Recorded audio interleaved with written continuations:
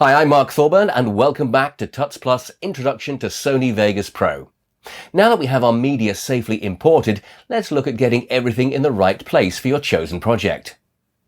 This is where we left off last time. We have our footage imported into Sony Vegas. We know how to put things together. We know how to move them around within the timeline, whether we want to move them together like that, or whether we want to move them individually like that. Now, having the clips numbered means that we know that they're all in the right order. So by putting this together, it's always more fun to have a specific project. The project that we showed you before was this postcard from Prague, from our holiday footage of the fantastic city of Prague. So the idea with the trail is almost like a tourist promo, if you like. So we are looking to convey how beautiful Prague is.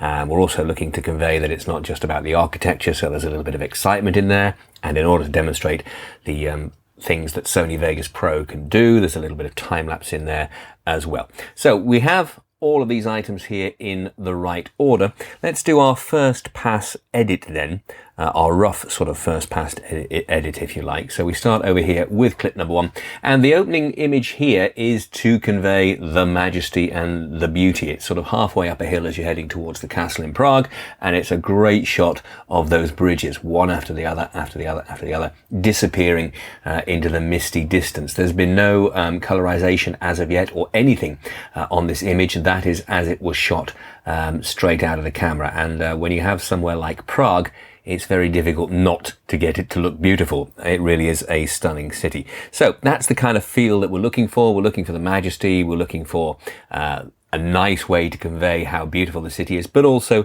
the excitement as well. So what we're going to do is start out with a fade in. And again, this is going to be a sort of rough first pass that we're going to do here. And to fade in, what you do is you grab this corner here until you see that wedge of cheese, as it were, and then you fade it in as much or as little as you would like. So we'll start like that and give that a little bit of a play, which means it's going to play like that. One more time, which is quite nice, quite a nice gentle opener there. So that's what we're going to do. And in order to keep the sort of relaxed atmosphere, there's going to be quite a lot of crossfading that goes on as opposed to hard cuts on the individual pieces here. So next thing we're going to do is to crossfade into the river here. And again, trial and error, just sort of check it and see how it comes out. It's a nice crossfade. Works very well.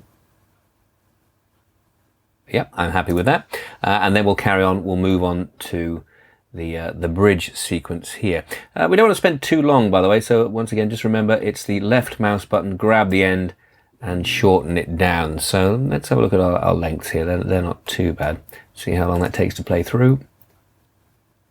Nice intro. It establishes the beauty of the scene. And then we cut through to the bridge from the other side. Maybe slightly shorter there. It's a little bit too long, so we'll just move that in like that. And then once we get to this image here, want to slow down the people on the bridge. So check their speed. They're still a little bit fast. So again, it's control, grab the end and pull it out like that. Yeah, it's not too bad. They're still a little fast. I think we can afford with this frame rate to go a little slower. Let's have a look. Yeah, that's nice. That's very nice.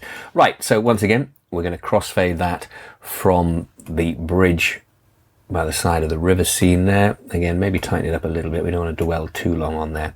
And roughly get these in the right position. So we start out establishing the beauty of the city with the bridges looking from the distance, and then a closer shot onto the Charles Bridge, one of the main tourist attractions, which then flips to, again, the Charles Bridge, but this is from above, taken from one of the towers that you can see at either end of the bridge. So there we go, and we start putting those together. So I'll carry on doing that with this sort of slower establishing architectural grandeur sequence, as it were, with these here, and then we will move on to the time-lapse speeded up version to convey the excitement and the energy, and particularly when we go into the night shots. So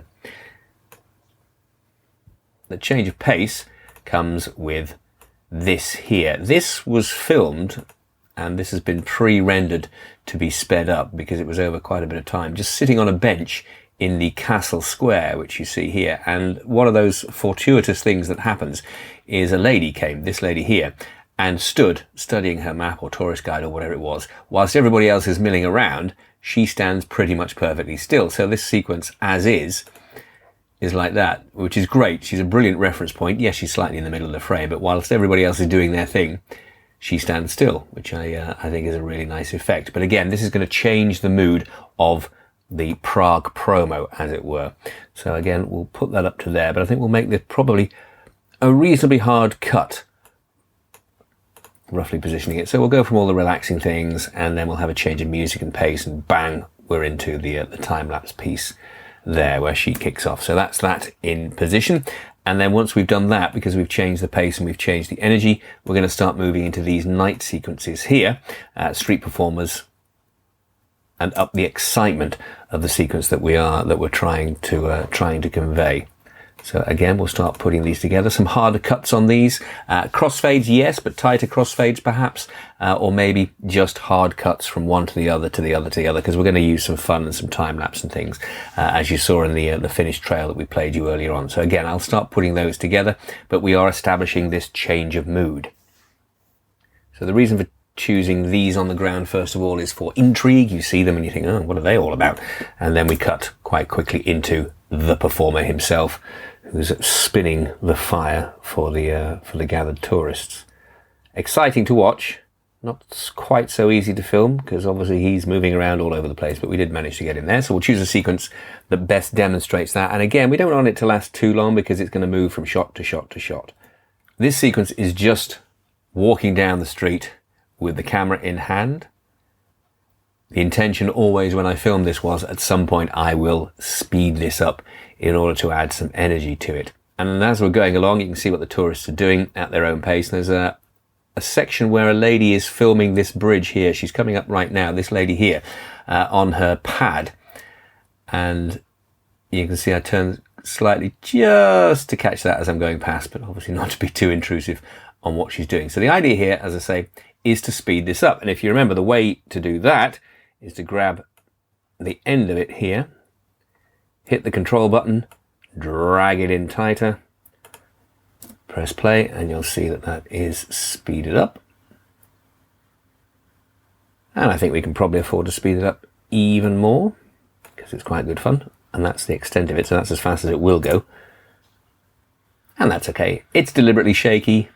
It's a bit of fun walking through the streets of Prague. So again, that's going to come after our fire eater here, conveying the energy of everything that is going on. But we don't want all of that. That's far too long. So again, we'll look at the pace and see how it goes. We're going to cut to that, going to cut to that, cutting to that. Maybe we'll take it in a little bit, get a little bit closer to the end, but we do want the people around. So let's try that sequence there.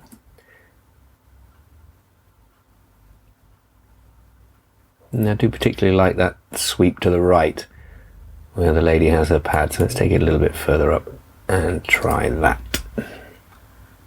There she is, and back to the gate. That's fine. That's fine. And then we'll trim it in because we don't need too much on the end. So there we go.